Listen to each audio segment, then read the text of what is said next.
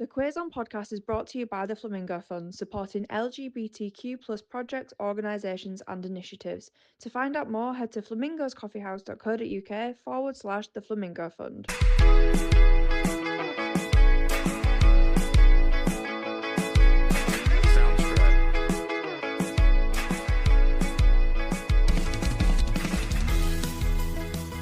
Hello and welcome back to the Quiz On podcast with me, Alex Mitchell. And me, Holly Noble. This week we're joined by a brilliant guest, the fantastic comedian and burlesque star. I don't know how to, what words would be appropriate for that. I'm really out of my depth. Please welcome Bazza. Hi guys. Burlesque gremlin is much more. Okay, cool. Yeah. Gremlin, I think that suits perfectly. That perfectly matches your vibe. I'll give you that. When we start the podcast, the first question we have is obviously you're in the studio. What would be the perfect drink for us to serve up to you now? Pepsi Max Cherry. Wow, there's one in front of you. I supply my own. It used to be Monster, okay, specifically the pink Monster. Oh, okay. Good choice. But I've not touched it in about nearly 5 years now because I used to drink so much of the stuff I actually drank myself into a heart attack. And honestly, since that day, I've not even looked at another can. I just seem to now have replaced it with a diet caffeine drink, which is Pepsi Max Cherry. How much were you drinking? Honestly, sometimes up to 6 cans a day. Holy fuck! It was a problem. Were you sleeping? Yeah. The thing about ADHD and caffeine drinks is you drink the caffeine drinks to sleep. Yeah. So I needed a lot. Finally, someone who'll fit under the ADHD avenue. Finally, we have a dream done. That is why Pepsi Max Cherry? Is that just like why that instead of your other? Oh, I'm going to get in so much trouble if any of my nurses are listening to this. But the reason being is that I'm a type 1 diabetic. So me drinking all that Monster was it was stupid, man. It was almost suicide. Yeah. Okay, that makes a lot more sense. So although Pepsi Max doesn't have the nearly amount of caffeine that's in Monster, it has some caffeine. It's also sugar-free. Okay, right. So I don't have to fair deal with enough. that. That's good. Fair play. What's the pink flavour of Monster? It's like a Pipeline punch or something, Fruity. if I remember right. I'm a mango loco. Oh, love a mango loco. I only.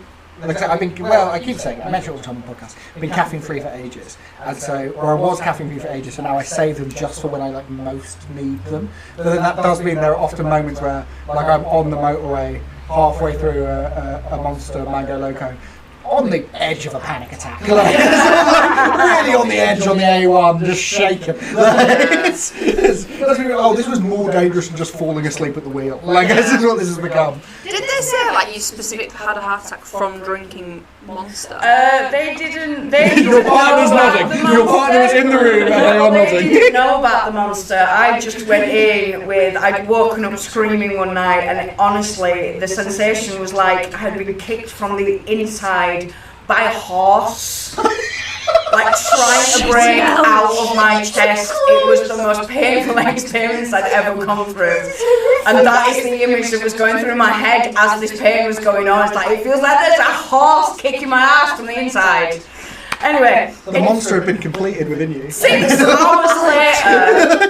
6 hours later, the ambulance turned up because this was also in the middle of the bloody pandemic. Lockdown was still a thing. Yeah. My partner, who's also my registered carer for my disability, was not allowed to the hospital with me because at the time they had COVID.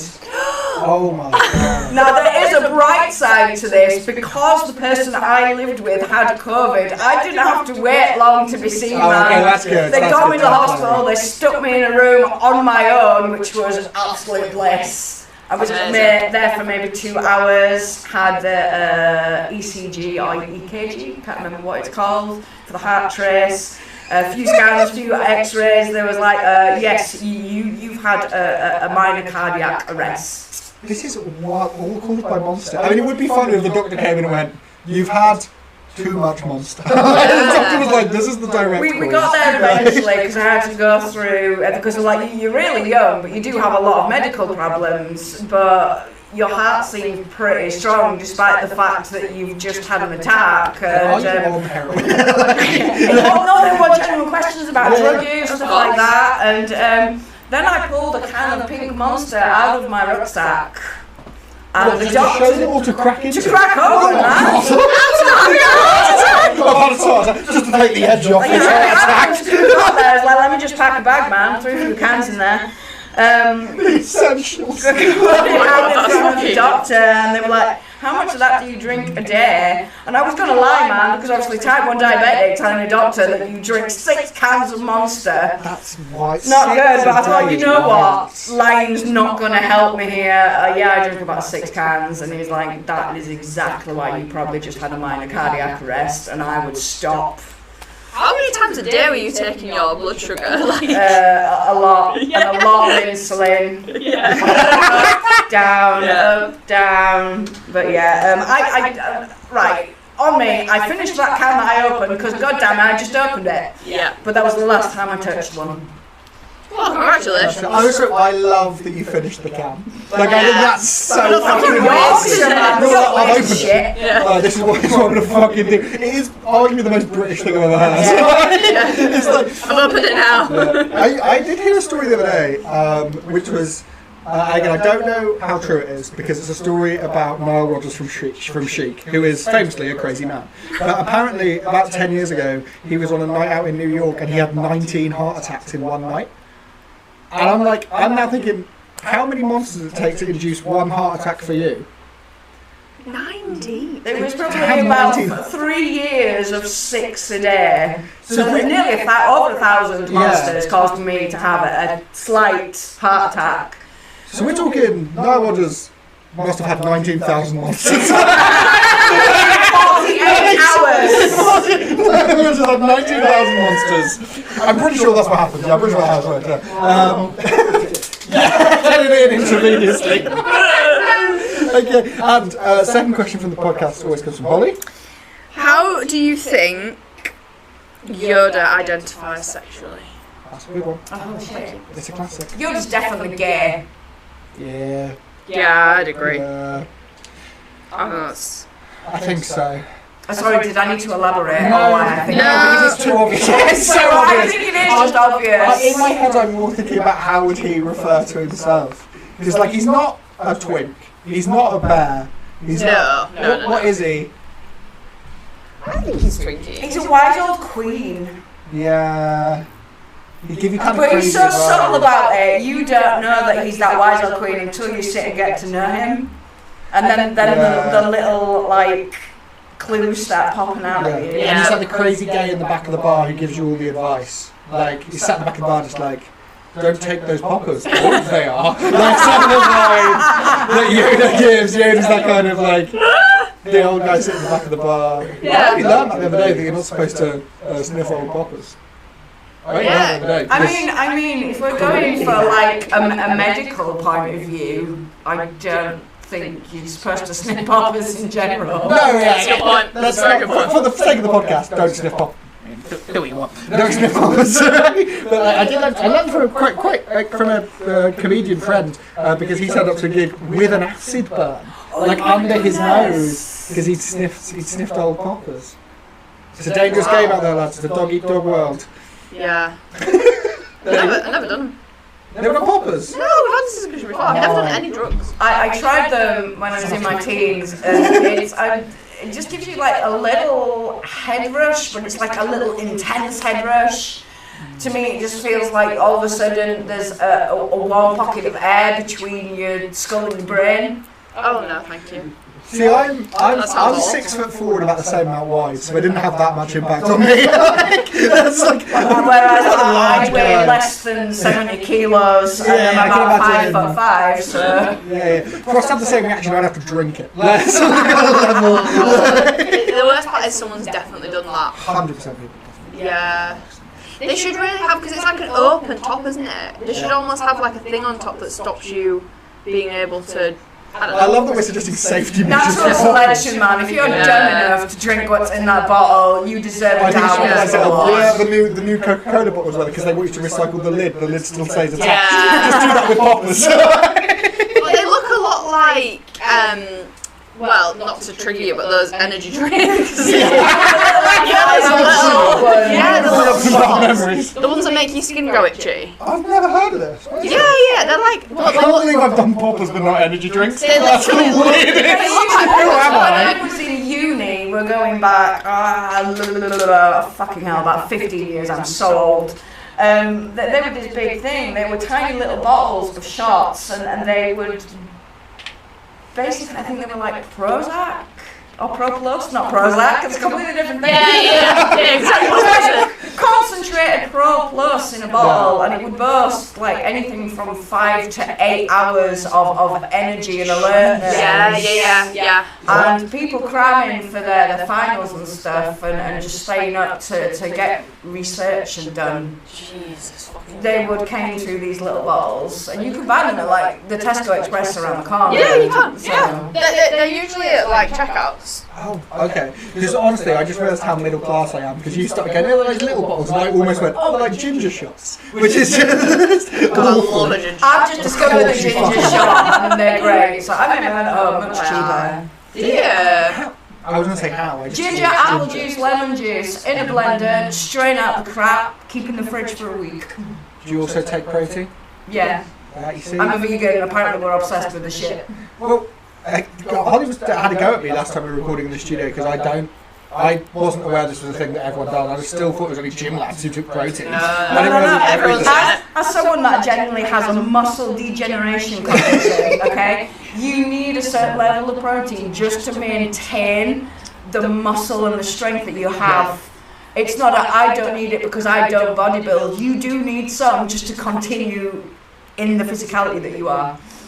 Thank you, Bazza, for sticking up for me. Thank you. I just eat a lot of eggs. That's Eggs are good protein. How many eggs are you eating a day? not daily. I don't have them every day, but I can go through 24 a week. Shit, now. That's probably a good amount of protein actually for anyone who's vegetarian. Obviously vegan. I'm not vegetarian. But probably quite a lot. Yeah, that is quite a lot. Well, How are you having them? Scrambled is top way. What about perch? I can't be arsed. It's far too much effort. It's middle class. It's wet egg. Wet egg. It's wet. I don't want just wet. It's not wet. So scrambled is way number one, and then omelette fried. I do miss scrambled egg. I think the reason I'm so miserable is now it's scrambled tofu for me, and it just doesn't have the same taste. Oh yeah, sorry to hear that. I'm sorry to hear you eat tofu. Yeah, that's difficult. It really is.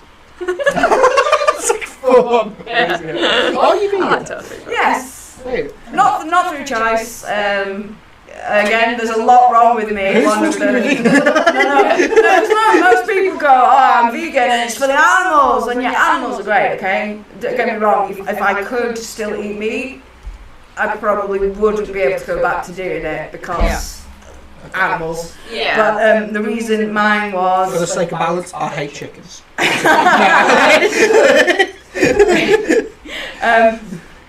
But yeah, the reason I had to was that I developed a condition where basically my body could no longer process the protein that was in meat, Okay. and my gut basically started destroying itself whenever I ate it.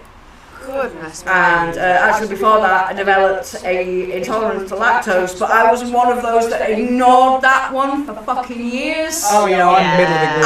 I know that this block of cheese at 3 a.m. from the fridge is going to absolutely murder me tomorrow, but you know what, I don't care. 3 a.m. cheese is the best cheese. Straight out of the bag. Yeah. God, I love But I suddenly decided, no, then this ain't good for me no more. So I've had to stop doing that as well. self-aware. Yeah. My cheese consumption's recently gone through the roof because I bought myself a toasty maker. Because I'm Have you seen my TikTok today? I have not. No. I try and actively avoid that.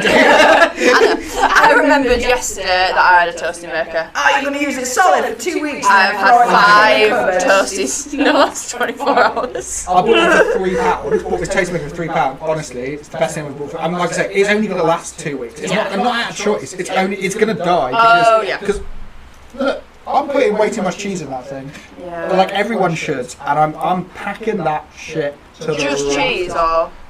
Usually some like some onion and some kind of like marmalade or chutney in there as well.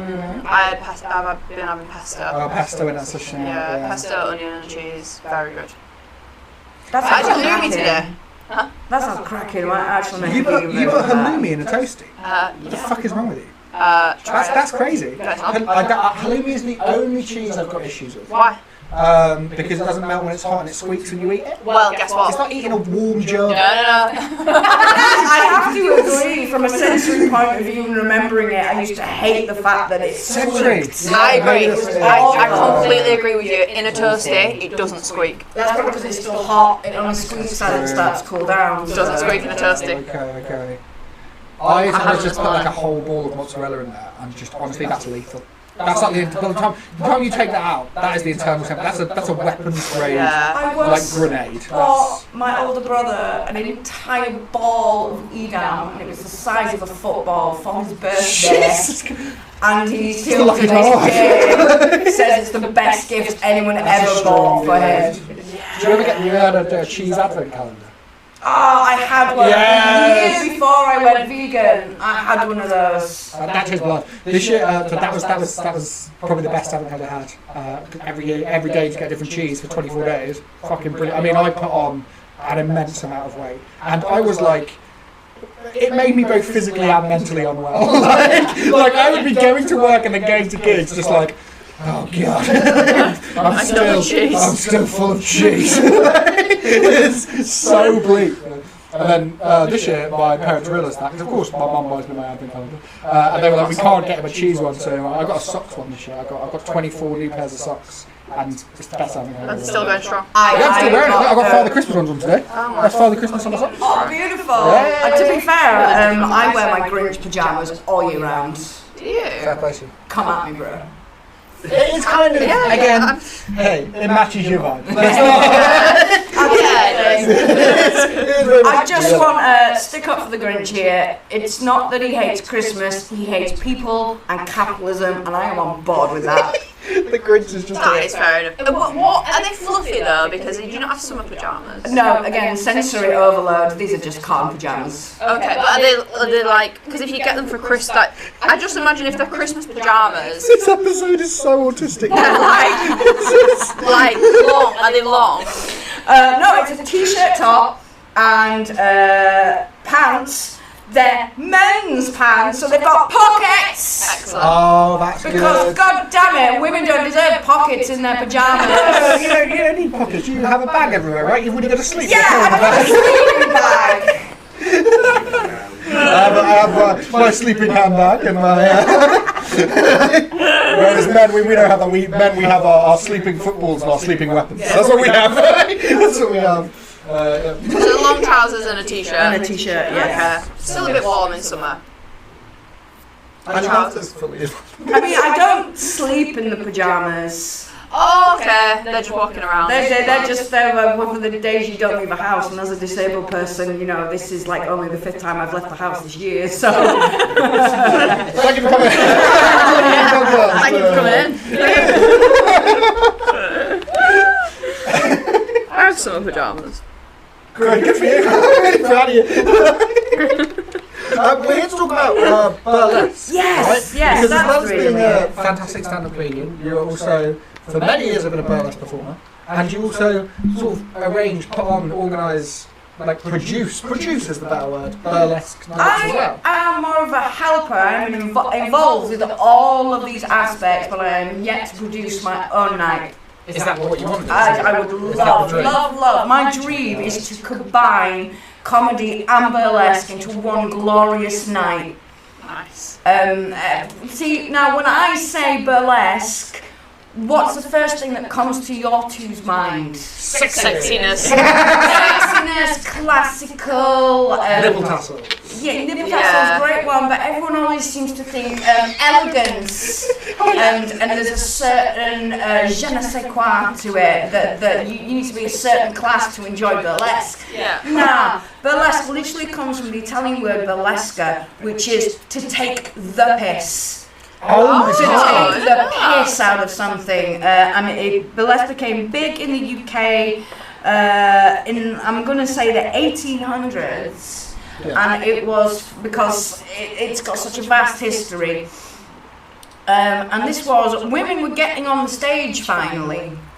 Because before that, Shakespearean era and all that, a woman's part was always played by a man in drag. Yeah. Drag is a form of art, it's not a kink, it's not a fetish, and everyone that said it's fucking wrong can go bollocks. Drag is fantastic and it is so embedded in our history. It always will be, and it's always going to be around. Get used to it. Anyway, I went off track there. When women started finally being allowed to perform and be part of the art world, they were still very much, they had to be covered.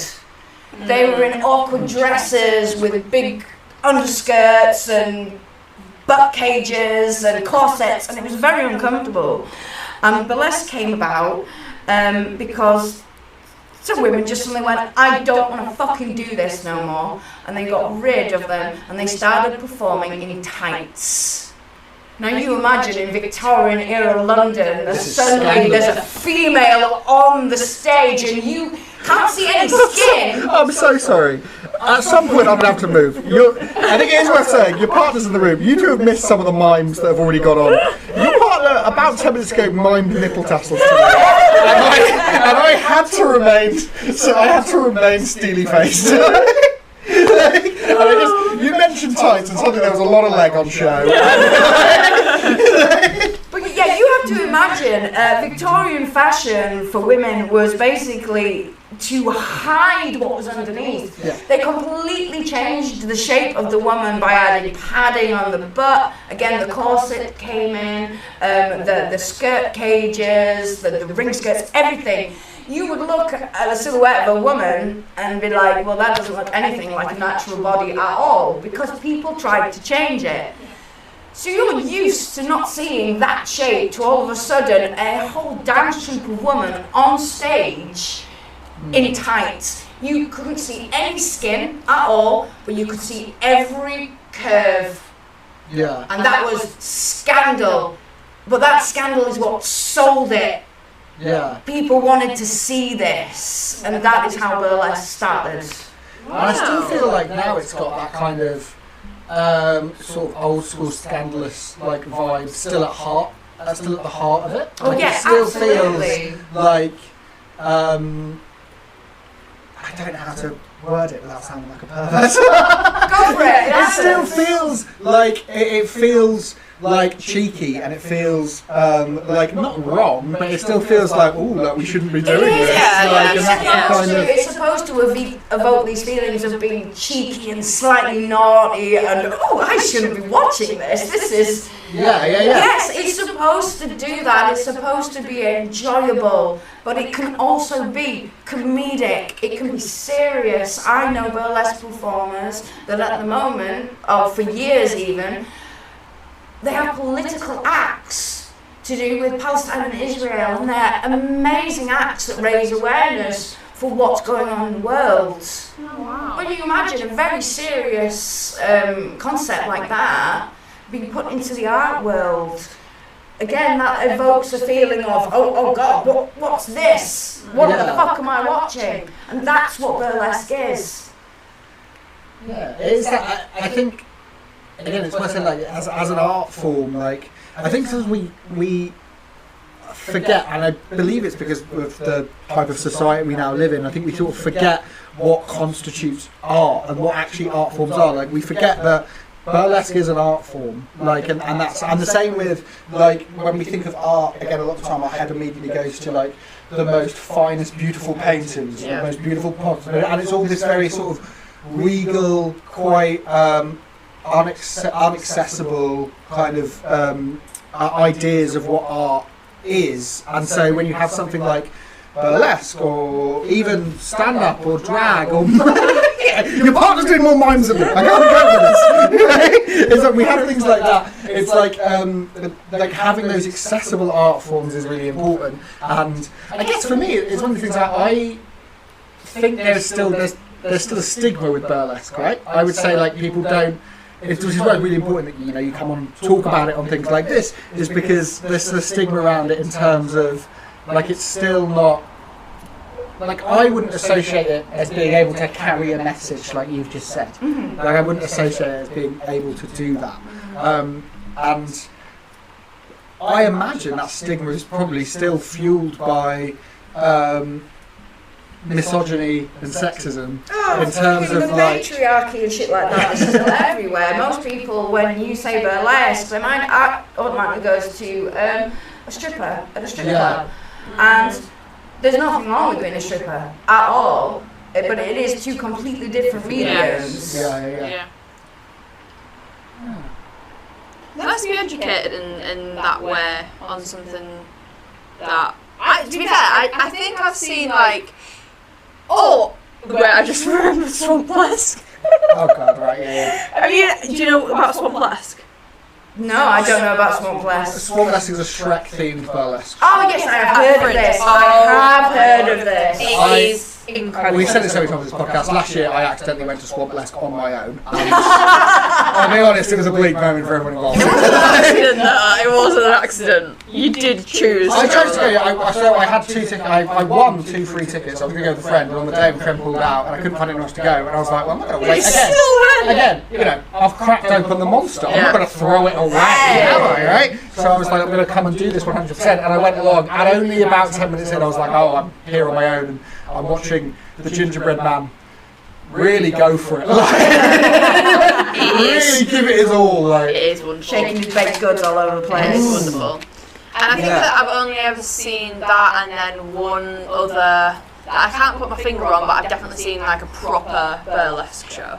So it's interesting that there's like, how do those serious acts, like, are they changing all the time to, like, is that what their act is, to kind of bring those different feelings, or are they just there, like, are they evolved because of... They definitely evolve. Yeah. Due to what's going on world circumstantially. I can't get words out, sorry. That made no sense. They do evolve with the time. Yeah. And the news and everything that comes in.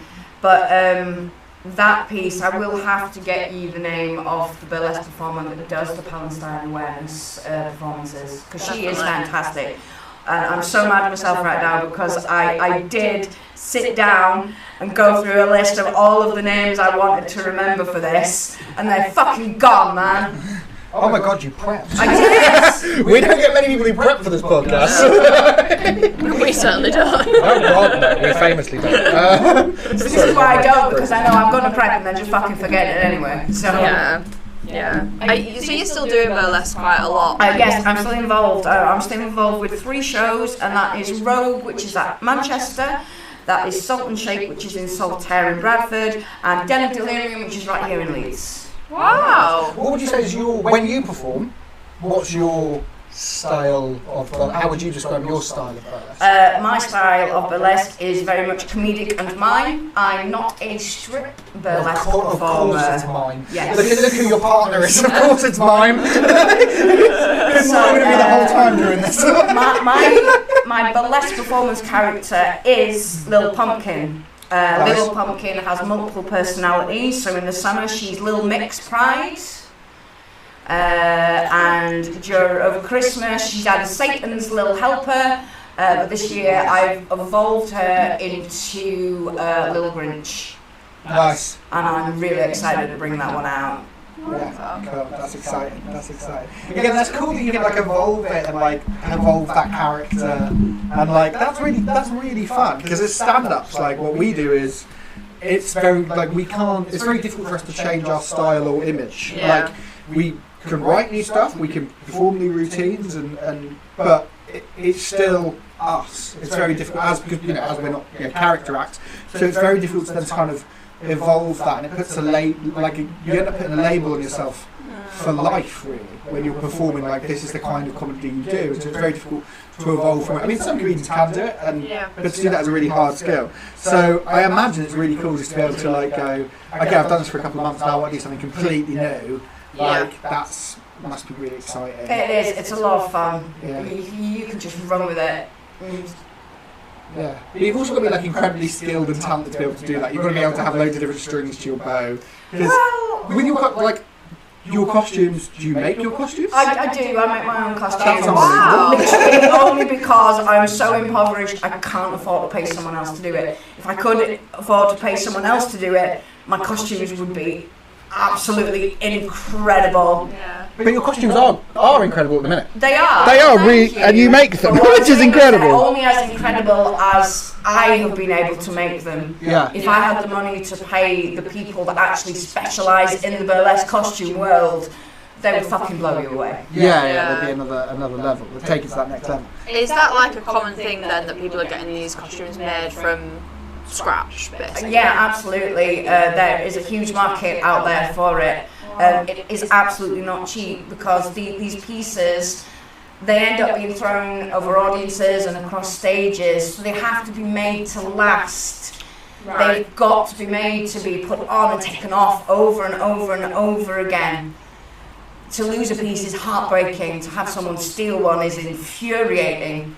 Does that happen a lot? No. Most burlesque audiences are great people. They know what they're there for. They know that if a piece does get thrown into the audience on purpose or by mistake, to hand it back to the stage manager, which is one of my primary jobs, running a stage for other performers. Is make sure all their stuff comes back. Make sure everything That's such an comes back. interesting thing. And the stress you have of running up and down and going, I've lost a fucking stocking! It's just unreal. I once had to move, I think it was an amp, because we were actually at a music venue doing a show. Yeah. Or a venue that was more, it was their first burlesque show they put on there.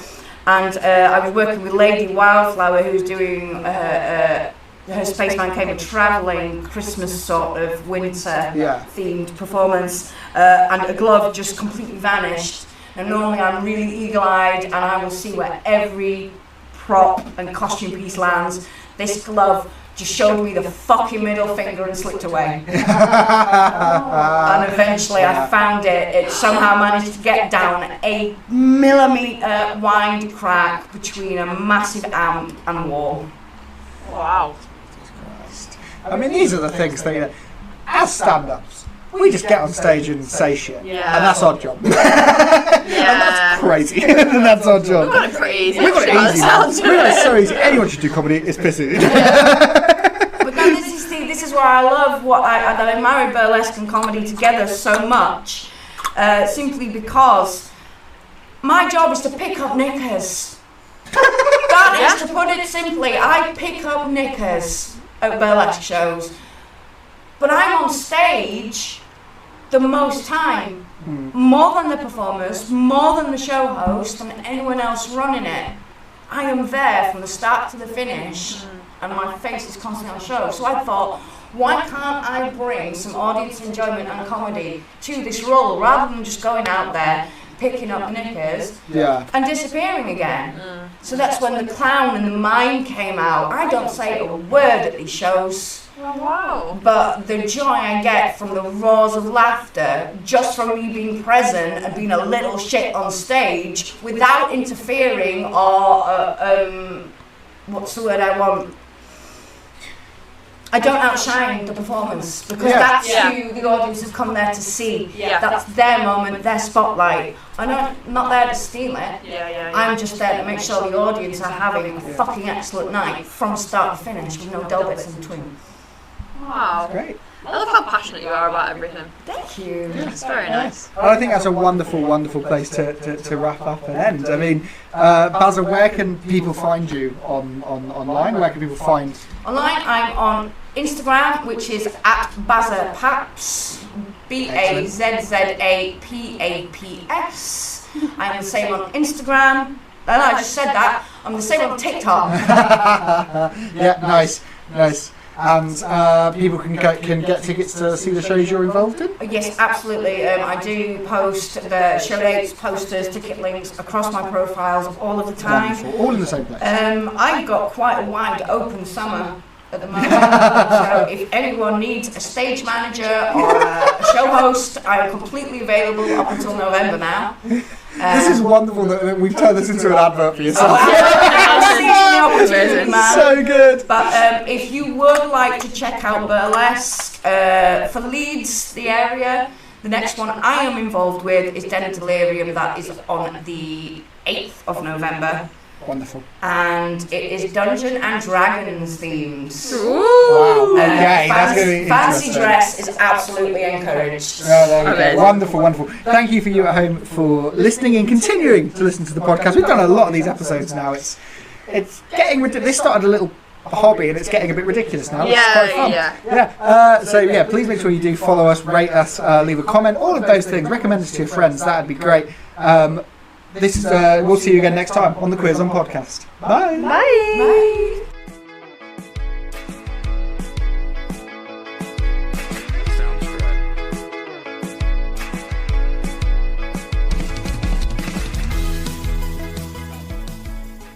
This episode of the Quiz On podcast was produced in association with Unmasked Neurodiversity Network, an incredible charity in Leeds aiming to provide unwavering support and guidance to individuals within the community. To donate or find out more, visit unmaskednn.co.uk.